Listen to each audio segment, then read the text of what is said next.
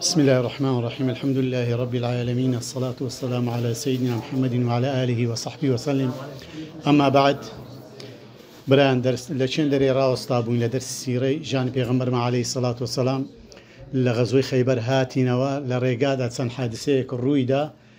حادثة كان من باسكت صار حادثة رويدا لري أوامنا من باسكت باشان باسي ودكن كوصل رسول الله صلى الله عليه وسلم إلى المدينة پیغمبر خو عليه الصلاة والسلام قرأ وناوشاري مدينة هل الرقادة پیغمبر عليه الصلاة والسلام ثم أقبل رسول الله صلى الله عليه وسلم إلى مدينة حتى إذا بدأ له الجبل الأحد پیغمبر خو عليه الصلاة والسلام قرأ وكاتك كقرأ يكسر تسياي أحد هاتا بيش پیغمبر عليه الصلاة والسلام نزيق بولا تسياي أحد لو پیغمبر خو صلى الله عليه وسلم فرمي هذا جبل يحبنا ونحبه أو تسيايا أحد إما خوش دويش إما تسيايا أحد من كوا خوش دوي فرمي اللهم إني أحرم ما بين جبلها مثل ما حرم به إبراهيم مكة پیغمبر خو عليه الصلاة والسلام شاري مدينة حرام كرت هر وكو تسون إبراهيم عليه الصلاة والسلام دعاء لبو شاري مدينة مكة كرت پیغمبر خواش عليه الصلاة والسلام دعاء لبو شاري مدينة كرت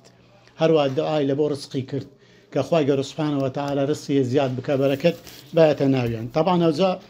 حرام كردني شاري مكة للاين خواجه سبحانه وتعالى خواجه سبحانه وتعالى شاري مكة حرام كردية بيش اوي 50,000 سال بيش اوي عرض عاصمان دروز بكري خواجه سبحانه وتعالى شاري مكة حرام كردية قتال وكشتنو او باباتنا تيايدا لو فضل قوري كوان مكة لو روجي خواهي سبحانه وتعالى هيشتان أرزو آسماني دروس نكرديا خواهي سبحانه وتعالى شاري مكي حرام كرديا بحراميتك شي دمينيته وحتى روجي قيامته چونك خواهي سبحانه وتعالى أمري بآدمش كرت باش أويك هزرت دكا لبو شاري مكة هز أثارش بيو ديارنيا إني أسكنت بذرية بوادي غير ذي ذرع عند بيتك يعني لمن دري لقد طوفاني هاتني طوفاني نوح كعبة أثار شنو ما بو لو إخوة سبحانه وتعالى إبراهيم يدنرتين دري لوي كوا بناي بكاتن سوكا بيشتر أصلي بناي كعبة درست كرابو أو هندك روايات من هي إبراهيم عليه الصلاة والسلام درست كرديا هندك شاندرين سليمان پیغمبر درست كرديا هندك شاندرين ملائكة بناي كعبة عند درست كرديا ذاك إبراهيم عليه الصلاة والسلام ديتن كعبها بوا إني أسكنت بذريتي بواد غير ذي ذرع عند بيتك المحرم كواتا كإبراهيم دي بيتك هاد رسكرايا بيت لما دي هاد هبوا بلام لقد وفان نوع بزر بوا لا آياتش كده فرمي وإذ يرفع إبراهيم القواعد من البيت كواتا إبراهيم عليه الصلاة والسلام لسر بناها كي كوا بيتي دروس كرديا ذا أو بيتش بحرامي دمينيته حتى راو كردن لبيت خواجه سبحانه وتعالى حرامة لحرمي مكي راو كردن دار برين أزيداني خلشي حتى كابرا لعدن وبي ليمن وبي نيتي خراب بي بيتن نيتي خراب بي بخرابي لشاري مكة بكاتن بو نيتي خوي أجر نشك خواجه سبحانه وتعالى لويدن وستيتن لبرو نيتكي أوابوا خواهي قول الآياتش كده فرمي وإذ بوأنا إبراهيم مكان البيت أي علمناه خواهي قول سبحانه وتعالى أو زيقاي نشان إبراهيم داك إيرد زيقاي بيتيا أتو بيتك لين در درز بكوا زاد داخلي أواني كوا مكة بابرين حرمي خوي هي لتصار دوري كوا حرمكي هي لباش أو حرمش كي هي حرمكي دكا أولوية كافر ناتواني داخلي أو حرمي بيتن طبعا لا صار زيقا يكل زيوانا تنعيم 6 كيلومتر لشاري مكة ودورة وكو بازنيك بتصار دوري مكة اوش حرمي بيدا قوتري حتى كابرا اگر لمكة يبول لنا وفندقش لو نيوش بكاتن ازري 100,000 نيجا كيلو دنسري لبروي يك نيوش لمكة 100,000 نيجا بلان باقي زي كانت كدوانية لو أقل فندق يجي بلام لبيته بك أزري زياترة جماعتك زياترة أو زياترة مرتاح تريج لبي زياتريش بيخوشة هروا جحرانا لە لای شەرقەوە 16 کیلۆمەتر لە کەعبەیە دوورە، شمێسی 15 کیلۆمەتر، وادی نەخلە لە ڕێی تائیفە دەمەنەوەش 14 کیلۆمەتر لە شاری لە کەعبەی پیرۆز دوورە. کەواتە ئەو چار دەورەی هەر هەمووی حرامە، هیچ کافرێک لۆی نییە داخلی ئەو حرەمەی بیتن، کافر لۆی نییە داخلی ئەو حرەمەی بی ئیلا دەبی لە دەرەوە بیتن. ئەوجە جێیت کەمان هەیە بابرێن لە چێن دەرێ دەتوان ئیحرام بەستی، هەیە وەکو ئەمە لە جێی عێراق لە ئابار عەلی دەبەستین، ئەوجە هەر یەک بە جێگای خۆی، بەڵام ئەو منتیقانێکەوە باسمان کرد 16 کیلۆ 14 کیلۆ ئەو منتیقەش حرم پێ دەگوتە، حتا ڕاوکردنیش لەوێش ناتانی حتا بشیان ترسێنی تەیر و تاڵەکانیشکەوە بترسێنی. لێە خی گەورە سبحانه وتعالى هەر حرامی کردی بە حەزیزی پێغمبەر عليه السلام هذا بلد حرم الله يوم خلق السماوات والأرض فهذا حرام بحرمة الله إلى يوم القيامة. شاری مەکە حرامە کوشتار تیاکردن، پاشان لە فەتحی مەکەی قسەمان دێتەوە پێش ئاگادار بن لۆ پێغمبەری خوا عليه السلام شەڕی تێدا کرد، حتا ئەزیەتدانی تەیری، ڕاوکردنی کۆتری، ترساندنیشان حرامە، چجا ئێوەکەوە شەڕکردن. ومن يريد فيه بإلحاد بظلم نذقه من عذاب أليم. هر کەسێک نیەت شیوا بێ خراپەیەکی لەوێن دەرێ بکە خی گەورە سبحانه وتعالى تووشی عذابێکی زۆری دەکات. لۆیەکەوە مەکە حرامە، یەک نوێژ لە مەکەی بە 100,000 نوێژە، یەک نوێژ لە مەدینەی بە 1000 نوێژە. هەروە پێغمبەری خوش عليه الصلاة والسلام شاری مەدینەی کەوا حرام کردیە، حتى ڕزقەکان، يعني پێغمبەر ئیبراهیم عليه الصلاة والسلام دعای کرد لە خی گەورە سبحانه وتعالى رب اجعل هذا بلد آمنا وارزق أهله من الثمرات. وانە بڕۆ تەماشای ئەوانەی چوونە وێندەرێ، ئەوانەی چوونە گومرجی وێندەرێ تەماشاکە، وەڵی شتی وای تێدایە بە حیاتیان نەدیتە، نەک ناوی نازانی هە نەدیتە، لە هەموو لایەکەوە ڕزقی لۆ دێتن،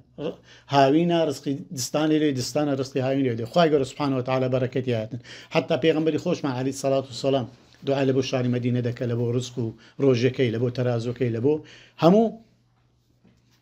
ئەو میوانێکەوە دێتە وێندەرێ. جا قسەچکە هەلە ناو شاری لە ڕێگادایە قسەکەوەکەوە باسمانیش کردێ بە زیاتر دێنە سەرێ حەجاجی کوڕی عیلات باسمان کرد یەکێک بۆ لەگە پێغمبەر عليه الصلاة والسلام لە خەیبەر، ئەو کابرا لەگە پێغمبەری بۆ عليه الصلاة والسلام لە خەیبەر، بۆ خۆیش خەڵکی شاری مەکەیە، هیچ کەسیش بە موسڵمانەتی نازانی.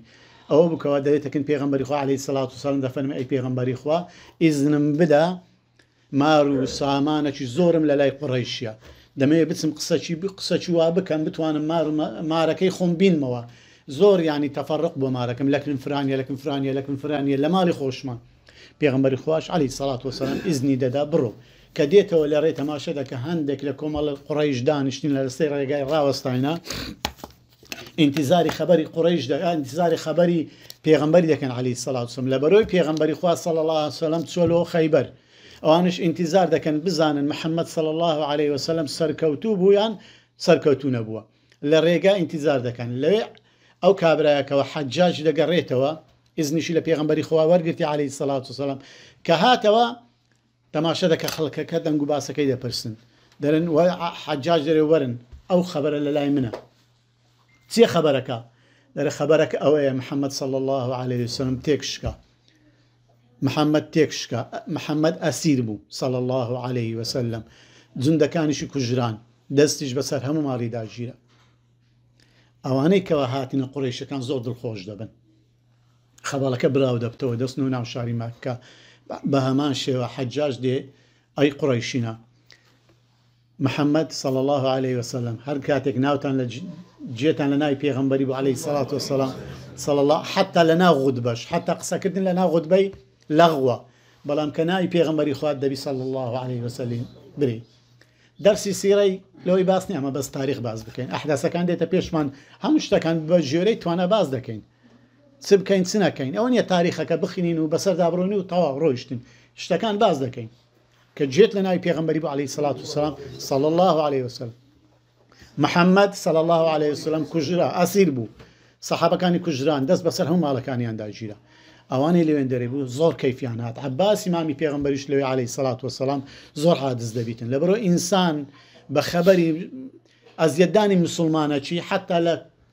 سدووە لە چی دووربی زۆر پێی ناخۆشە زۆر عادز دەبیتن بەڵام بە خەبەرێک خۆش لە بۆ مسلمانان زۆر دڵت پێ خۆش دەبی عباسیش مسلمانە زۆر دڵی پێ ناخۆش بوو خەبەرەشی نات لە ئەو کابرای چێتەوە خەبەری بڵاو دەکەیەوە ئەو کابرای دەرێ محەممەد صلی الله علیه و سلم ئەسیرە نەیان کوشتیە وتیان ئێمە نایکوژین دەیدەینەوە دەستی قوڕیش لەبەرەوەی لە قوڕیش زۆری کوشتیە لە شەڕی بەدر ئوحدا تەسمیلی وان دەکەن ئەوە بیکوژنەوە جا خەڵچینە ئەو پارەی من لە کنەنگۆی ئەو پارەم لۆ خڕکەنەوە لۆی بتوانم بچم محەممەدی بگرم و بین مەکنەنگۆ ئەنگۆ بیکوژن هەر کەس هەر دەستی پارەی خڕ دەکاتەوە دەستەوەکن ئافرەتەکەی خۆی خێزانەکەی پارێک زۆریە ئافرەت شتەکی وایە پارەکەم لۆدان پارەکەی لۆ دادەنێ عباس خەبەرەکەی زانیە ڕەزا و ڕەحمەتی خوای لێبیتن تەمان مندارێکی کچکەشی هەیە زۆر بە پێغەمبەری دەچی ناوی قەیثومە شاری بەسەردا دەرێتن کە کەپ و لوت و ئەوانەی بە پێغەمبەری دەچی عەلەیهی سەڵات وسەلام زۆر عاجز دەبی غوڵامێکی هەیە دەینێتەکەن حەجاجی بڕۆ خەبەرەکەم لۆ بینەوە بزانەوە چی قسەی بەڵاو دەکاتەوە کە دەچیتن حەجاج دەرێ برێ محەممەدی صلی الله عليه وسلم بە جێگایەکەم برێ عباسی جێگایەکەم لۆ حاضر کە دێمەکنی جێگایەک حاضر دەکە دێ ئەوە ئەو حەجاجە دێتەکن ئیمان عباسی ڕەزا و ڕەحمەتی خوای لێبی خەبەر چییە وەڵای خەبەرەکە محەممەد صلی الله عليه وسلم سەرکەوتوو بوو دەستی بەسەر خەیبەرداگرت سەفیەی کچی حوێی کچی ئەختەبیشی مارە کرد مسلمانەکان دەستیان بەسەر زۆر شتی داگرت بەڵام ئیزن پێغەمبەری خوا وەرگرتی عەلەیهی سەڵات وسەلام مار و ملکەکەی خۆم بجێڕێنمەوە ئەو خەبەرش بە ئەتوو بزانە پاس 3 ڕۆژیت کە ئەمن لێرە نەمام خەبەرەکەی براو بکەوە لەوێن دەرە حەجاج دەگەڕێتەوە پاس 3 ڕۆژیت کە عباس ڕەزا و ڕەحمەتی خوا لێبی جلکەکی زۆر جوانی لەبەرە دێت تەوافی کەعبەی دەکەوانی کە لەوێن دەرێ دانیشتنێ وەڵی پێمان ناخۆش بە ئەو موسیبەتە بەسەرت داهاتێ بەڕاستی ناخۆشە تازیەباری لێ دەکەن دەرێ ناوانیە خەبەرەکەوانیە بەڵکم خوای گەورە سوبحانەوە وتەعالە پێغەمبەری صلی الله عليه وسلم سەرکەوتوو کردیە دەستی بەسەر خەیبەرداگرتیە ژنەکانیشی دەستی حتا سەفیە بووی سەفیە کچی حوێی کچی ئەختەب بوویتە خێزانیشی بەڵام پێمی گوتیە باس مەکە پاس 3 ڕۆژی کە 3 ڕۆژ عباس دەستەوە کن خێزانەکەی دەرێکا چی لێ هات دەرێ وەڵی ڕۆیشتیەوە 3 ڕۆژە ڕۆی دەرێ خەبەرەکە ئەوها نییە خەبەرەکە ئەوها بووکەوە محەممەد سەرکەوتیە صلی الله عليه وسلم جا مسلمانەکان لەوێن دەرێکەوە زۆر دڵخۆش دەبن زۆر کەیفیان دێتن پاشان گەڕانەوەی پێغەمبەری خوا عەلەیهی سەڵات وسەلام دخول رسول الله صلى الله عليه وسلم بأم حبيبة رملة بن أبي سفيان رضي الله عنها ولما رجع رسول الله صلى الله عليه وسلم إلى مدينة وجد زوجته أم حبيبة رملة بنت أبي سفيان كاتك بيغمبري خوا عليه الصلاة والسلام قراوا رمليكتي أبو سفيان أم حبيبة قرايتوا لقيت شيء لبيت زعفري طيار أوانا كهاتنوا بجداري شري خيبريان نكت أوانا ما بونوا لوين دريكوا ما بونوا بيغمبري خوا عليه الصلاة والسلام هاتوا أم حبيبي طبعا كاتي خوي أم حبيبة خيزاني عبد الله كري زحش عبيد الله كري زحشة أو كابرايا لەگەر مسلمانەکانی بیدایەتی هیجرەت دەکە لە بۆ حەبەشەی باسمان کردیە کە دەستە حەبەشەی لە حەبەشەی خێزانەکەشی خۆی لەگەر دەباتن کەوە ڕەملە کچی ئەبوو سوفیانی ئەم حەبیب لەگەر خۆی دەبات لەوێن دەرێ ئەو کابرایان نەخۆش دەبی ئەو کابرایان نەخۆش بی وەفات دەکە دەمریتن ئەوجە پێش ئەوەی بمریتن ڕیوایەتی ضەعیف هەیە حەدیسەکە مرسەلە ئیمامی واقدي باسي كردية واقديش متروك الحديثة لكن علماء حديث لي ورناجيري أو حديثي واقدي رواياتي كردية حديثة كان همي مرسل يعني إرسالي كردية وك منقطع ويا بلان فرق شيء هي منقطع دتواني لبيشتر منقطع بيتي بيش ويبقات الصحابة بس أو لتابعين والروايات دك يكسلبوا بيغمبري عليه الصلاة والسلام مرسل يكلبوا بيغمبري أو حديثش ديتو سشوي منقطع صحابك منقطع ورناجله كودر عن فلان يكسر تابعين شي دريتن لتابعين كي الصحابي دريتن عن نافع عن ابن عمر عن رسول الله صلى الله عليه وسلم او حديثك او طلب نافع ليكسر ابن عمر قطع كرديا لبيغمبر جرايته او حديث ورناجليتن بقوترين سند حديثش للروايه كان عن نافع بن ابن عمر نافع لابن عمر أزا